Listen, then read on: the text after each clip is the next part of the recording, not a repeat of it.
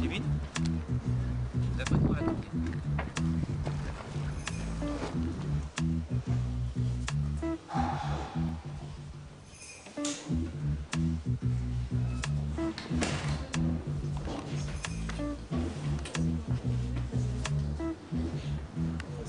Sur un première. Je suis l'encre noire, triste comme une feuille blanche. Mon inspiration repose entre quatre planches. Je suis cette lettre anonyme perdue dans l'océan. Un point virgule béant entre lumière et néant. Capricieuse grammaire, je suis cette rime amère. À l'accent grave, ma plume déprime à mort. Je suis ce roman mélancolique qui veut faire exister sa chronique et ses joies.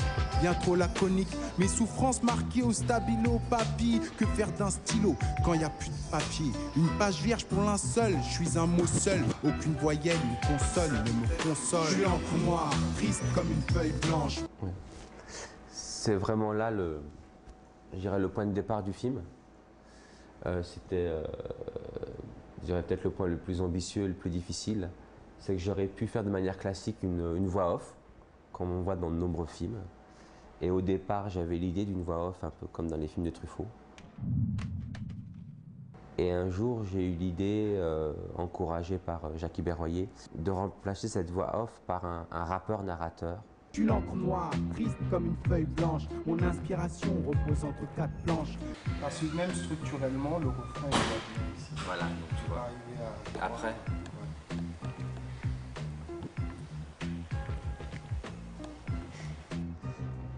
Et là, on mesure un peu,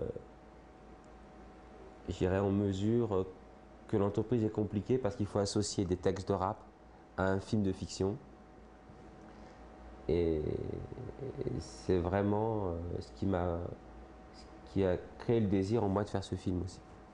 Mes nuits et mes feuilles sont blanches, blanches, à cause de mes voisins qui se repassent le même disque, revivent les mêmes événements. Madame Patisson attend autre chose que de la pub de Carrefour, Confo, Casto, dans sa boîte aux lettres. Pour un film comme celui-ci, ça a été le lieu idéal. Parce que le son est à côté de l'image et qu'on a pu faire passer du son à l'image et de l'image au son et le faire régulièrement alors que d'habitude c'était très compartimenté. Voilà. Ces allers-retours nous ont été indispensables en ce qui nous concerne. Le film ne pourrait pas être un centième de ce qu'il est aujourd'hui si on n'avait pas eu la possibilité de voyager d'une pièce à l'autre et je dirais d'une technologie à l'autre et des codes informatiques qui lient l'un et l'autre. Donc le fait de l'avoir fait constamment avec cette souplesse et le fait d'enregistrer une voix off ici, de revenir de la mettre, le fait de faire un montage son, de reprendre le montage son, de retourner au montage image, ces allers-retours qui ne sont pas évidents au demeurant. Et heureusement que ça s'est passé à la planning pour ça nous l'a permis, ça nous a permis de le faire.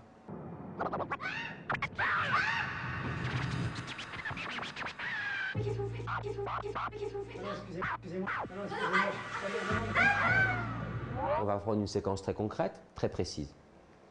On a Alice Paco, vue par le rappeur.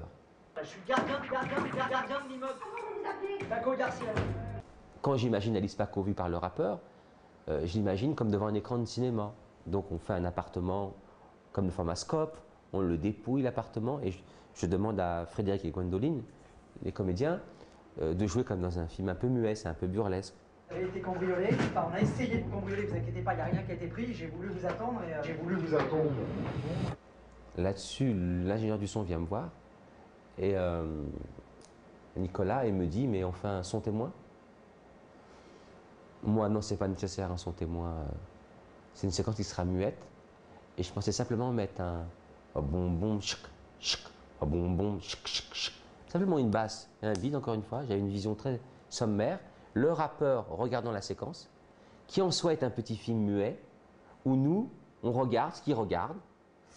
Et on a simplement cette basse et ce beat. Et on comprend qu'il se passe entre Alice Paco ceci et cela, et que lui regarde. Voilà, c'est un peu le film, quelque part.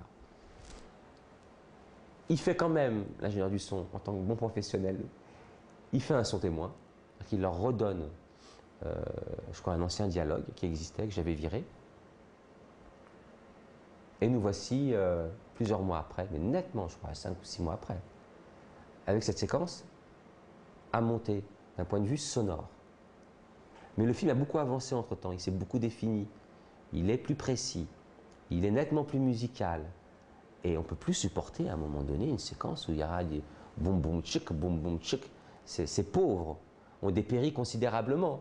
Surendormi, j'y peux rien, j'y peux rien, ça va rien. Je suis votre gardien d'immeuble. C'est ça. Alors je vais appeler les flics, je vais appeler les flics, je vais appeler les flics, je vais appeler les flics. Le numéro que vous avez composé. Comme en amont, il a préparé le spectateur à l'idée que le rappeur sample des sons, nous y allons progressivement, mais sûrement, que nous sommes à un tournant, nous jugeons que nous sommes à un tournant du film, que le film après va basculer, qu'il va retrouver son inspiration, que les rapports entre les gens vont changer, ne seront plus les mêmes. Il récupère ce son témoin et il commence à composer son montage son. Et c'est ce qui est plus du montage son, qui devient quasiment un morceau musical. Quoi? Je vous sors les noms de tout l'immeuble. Comment s'appelle mon voisin? Comment s'appelle mon voisin de palier? Ma sœur, je peux vous dire tous les noms des voisins. Allez-y, sortez-moi les noms. Gonzalez, Thierry. C'est ridicule. Et je trouve que ce morceau-là, qui a plu et qui a fait l'unanimité, est pour moi symptomatique et emblématique d'une des réussites du film. Voilà. Ce que le film pouvait réussir quand il associe pour moi tous les talents. Voilà. Quand chacun travaille en osmose, quand chacun contribue à sa manière, et quand la personne qui a la responsabilité de faire a la confiance des autres et prend le risque de faire quelque chose. Il faut prendre le risque de faire ça.